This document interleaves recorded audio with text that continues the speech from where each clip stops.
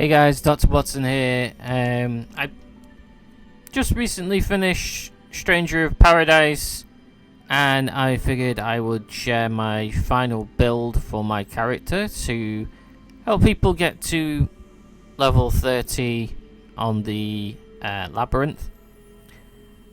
Basically, I'm going to go through my entire build. It's not perfect, but there I am showing you that I have indeed completed the game. It's not a perfect build, but it worked for me. So first off, we're going to go into affinities. I use the Breaker subclass. The Zantetsuken from Warden is legitimately amazing, and will do with this build about 70,000 damage per hit. 60, 70,000, somewhere along those lines. You'll see later in the video with when I do some gameplay how much damage it does. So yeah, my subclass was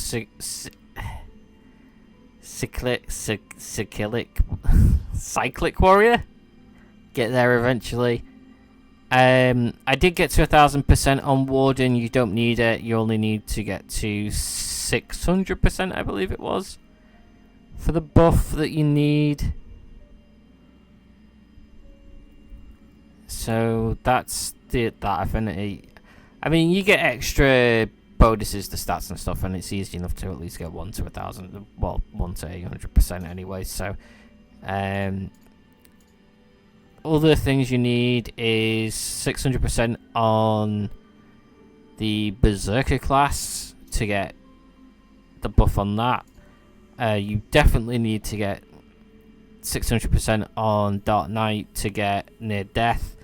Near Death with Dark Knight will also proc the Protecting Shell from Berserker as well. 600% or 400%? Not sure. Anyway, they're the main ones that you need. I did see a build online that had Red Mage for faster charge, which I'm not entirely sure whether that was useful or not, to be honest. Cyclic Warrior, I never got to the point where I actually got the buff that I wanted, so that's potentially something that you can build upon. I'm showing it off there in the video. Other ones, there was Samurai. Again, that's based on cancel. I don't use it because I never got the buff, but that is potentially something you can have. Warrior was more about getting extra strength out of the build, and then wall smash as well, so that break drops faster if the enemy hits walls and stuff. And then there was White Mage as well, which was for buff duration. It allows your buffs to last a little bit longer. And then the rest of these now are all just random ones from the monsters that I ended up with. And then obviously there's Evocation and Ultima, which is good for skills on your weapons and armor. Going into weapons and armor, you want any skill that has Zantetsuken mentioned. You can see it there on the katana, and you also want strength, near death damage dealt, and I believe it's charge attack damage dealt is the other one. You basically want those on any armor as well. I didn't get a full build for everything. There is upgrades for all of this that you can get, which will benefit as well if you are stuck. All of the charge attack and the near death and strength all has several levels of upgrades to them that you can get with the Ultima and the Evocation affinities. You want to make sure as well that each of the weapons and armor that you do have allow for 2 classes. The classes that you want are the ones that I've mentioned. Basically, you want to get them all up to sort of 400-ish%, I believe, and then some of them you only need to get to like 250. As well, the buff that I have for summons is from Leviathan, which is to do with MP cost. There is another summon, I think it's Bahamut, which is potentially slightly better because it's more to do with Soul Shield and Soul Burst and that sort of thing.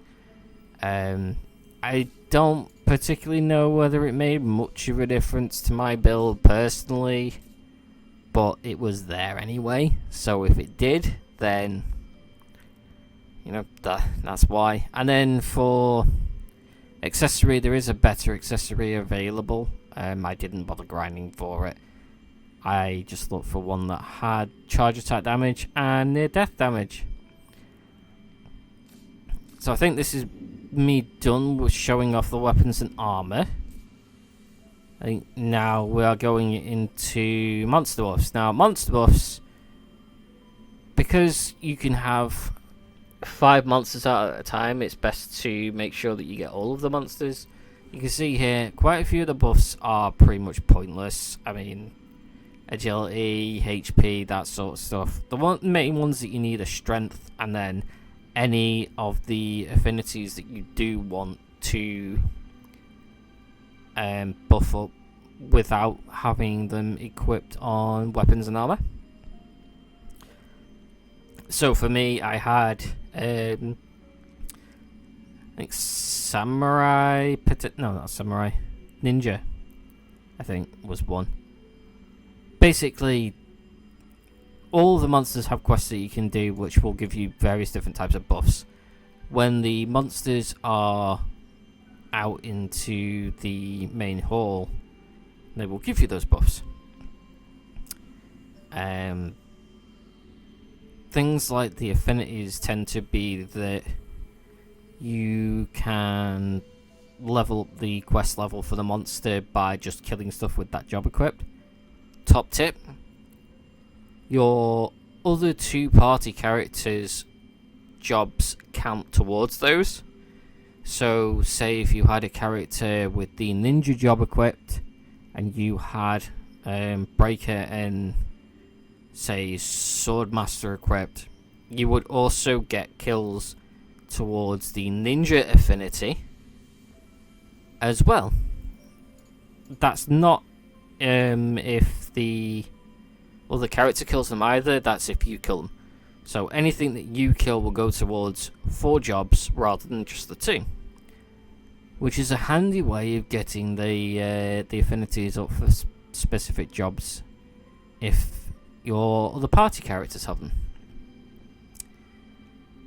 which all helps. There is quite a few affinities on there that just didn't particularly help, like potions dropped and that sort of stuff. Cactuar damage, Tombury damage. Tombury damage was great for one-shotting Tomburys. Oh, that's another point I didn't mention as well. So, originally with the last DLC that's just launched, the upgrades go all the way up to level 250 for the jobs. You can get those from those Arcanium chests during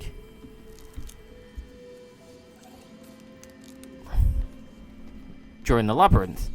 So going off and doing those is a good thing as well.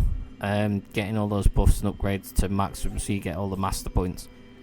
I don't show off the master points in this, but generally you just want the same sort of stuff that you got on your gear. I'm just going to quickly show off the build itself in a level, just to show off, basically. It's really, really simple as to what it is that you need to do. It's just basically go in, pop a high ether so that you get an extra bit of MP coverage, and then go and find yourself a monster. Once you find the monster, you just click the right trigger, use Zantetsuken, and it'll one-shot, it'll soul burst, it'll give you MP back. Bigger monsters like that takes a bit longer to get them. Obviously I run out of MP here, and then I tried to kill him off, but I ended up taking his HP rather than his break, which was funny. So you can always just pop another ether if you run out of MP. And then these ones, they just spend so much time just like being just out of reach. So I pop another ether. But this is basically all you need to do. Most enemies tend to be one shot with this, just for the sheer amount of damage that it does. And then bosses tend to be about 3 to 4 hits per phase up until about floor 30-ish. I'm not sure whether they get significant buffs depending on various different levels from here, but generally, from what I saw, it was all just one shots mostly. I do know once you get to floor 100 now, you then start carrying on with Luthanian difficulties, so I assume the monsters will be a lot stronger from that point on. But yeah, that was my build. I don't think there's anything else that there's left to say that I might have missed out. It's not perfect. There is lots of things that could be improved, but it got me to level 30 and got the achievement that I didn't think I was gonna get. So yay for me. But yeah, if you do like this video, don't forget to like, comment and subscribe, and I hope it helps you guys out. Until next time, thank you all for watching, and I will see you in the next one.